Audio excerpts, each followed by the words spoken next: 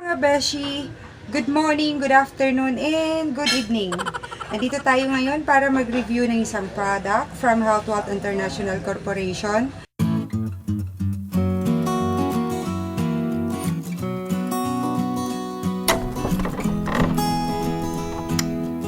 Actually, hindi ako fan ng mga whitening products, pero magta-try tayo ngayon. Kasi ang type ng skin ko guys is severe dry skin. Kapag hindi ako naglo-lotion, nag-flakes yung balat ko, and may pagkakataon na talagang nag-allergy ako sa sobrang dry niya. Kaya mas nagkaka-focus ako dun sa mga moisturizing product. So, ito po yung itsura ng ating binili na isang product pack from Healthwell International Corporation.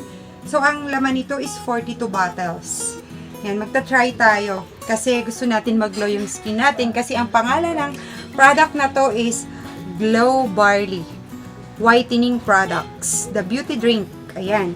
So, isa sa mga nagustuhan ko sa product na to, kaya ako bumili. Kasi syempre, meron siyang green barley. Alam naman natin na ang green barley is maganda talaga siya sa katawan. Yung mga reviews niya, magaganda. And, meron siyang glutathione. Meron siyang collagen. Syempre yung collagen, yan yung nakikita nyo ngayon. Siya yung nag-hold ng ating skin para hindi siya magsag. And meron siyang vitamin C. Pagkakaalam ko sa mga glutathione, pagka walang vitamin C, hindi siya effective. So, kailangan niya pang uminom ng vitamin C. So, eto, ang kagandahan, meron na siya sa isang bote. So, meron siyang lemon powder and calamansi powder. Ang nagustuhan ko rin sa dalawang ingredients na yon kasi kahit maasim siya, hindi siya acidic. So yun guys. And meron ang isa pa na maganda sa kanya, ang nakalagay na sweetener dito is stevia. So kapag diabetic ka, pwede kang uminom kasi ang stevia hindi siya na-detect ng katawan as sugar. So nakakatulong siya guys kapag mayroon siyang diabetic. Yan, hindi siya nakakatakot inumin. So subukan po natin ito. Kakaroon tayo ng challenge. After maubos natin tong 42 bottles, tingnan natin kung ano mangyari sa skin natin. Well guys, hindi naman ako kaitiman or kaputian. Ganyan po itsura ng skin ko. Yan. Tingnan natin kung ano mangyari sa atin after maubos yung 42 bottles. Kasi may mga wrinkles na ako dito. Yan. Pag nagkakaedad tayo, hindi nakaganda ng ating skin. So, nung umattend ako ng orientation nito, hindi daw po ito pwedeng lagyan ng mainit na tubig or pinakuluan. Much better sa kanya pag ilalagay nyo yung malamig.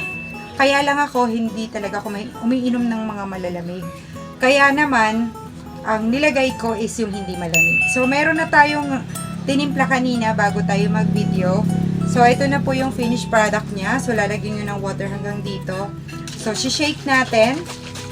Tingnan natin guys kung ano yung lasa niya. Excited na ako tikman.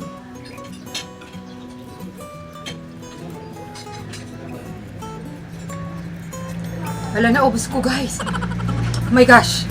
Ang sarap. Grabe. So, thumbs up.